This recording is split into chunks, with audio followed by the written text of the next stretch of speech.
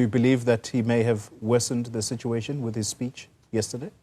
Certainly. The president had instructed the ANC and other government officials, including himself, to tone down and to lower the temperature on this issue.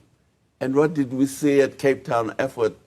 Not only did he come with a prepared speech, which proceeded to attack the United States and proceeded to give an analysis. Even before he gave an analysis to the president, he's making an analysis out there on the street. And I was asking myself, what's this guy's agenda exactly?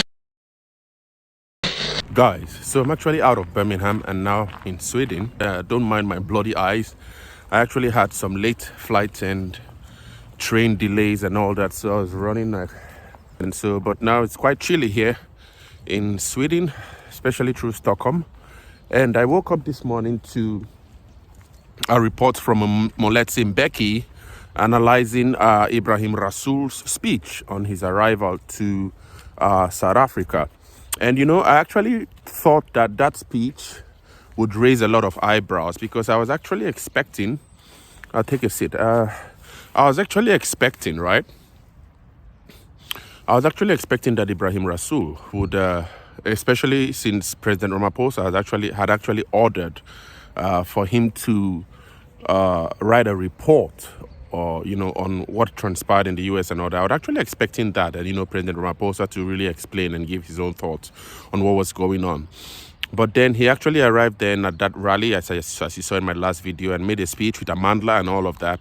And Mbeki actually thinks that that's a little bit not, probably professional would be a word, because he actually expected that this would actually go, especially in a whole diplomatic route and all that, not the whole Amandla revolution kind of speech. So this is Mbeki here actually, in a way, slamming Rasool and actually slamming also Gwede Mantashe, arguing that there's no kind of war that South Africa would ever be able to fight with the USA and win. Mantashe wants to hold back South Africa's platinum to Trump and the USA. And Mbeki is actually arguing that platinum was actually useful during the time of when the world was really having locomotive engines to really cleanse the lead combustion engines or something like that. But today, platinum is just stock. The price is stock in the market. I think it's stock at $900 according to him, while the likes of gold still goes up, you know, high and other minerals. And also US actually has been doing a lot of investments in chrome,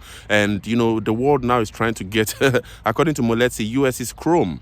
But right now, South Africa, he actually argues that there's nothing in South Africa that the USA needs, and there's no war that South Africa would ever be able to fight with the USA and win. Let's quickly listen to Mbeki break down these complex thoughts. You know, he's a really sharp intellectual personality. I enjoy listening to him a lot. And share your thoughts, guys, on how he really thinks that Rasool has made everything worse in the relationship, this diplomatic tension between the USA and South Africa, and also how it is that the South Africa can never ever fight any kind of war with the USA and win. Because who right now would you argue is allied to America and has not been upset by the Trump administration?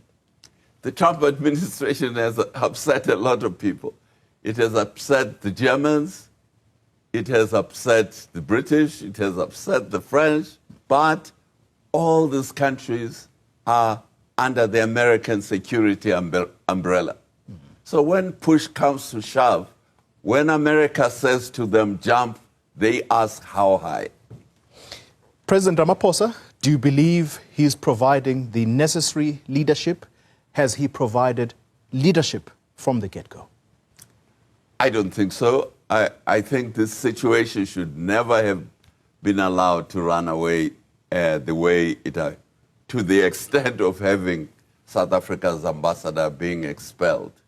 He should have been instructed the first time he spoke out of 10. He should have been instructed either pull back and call back to be dressed down and told not to do it again, or it should have been removed by the South African government.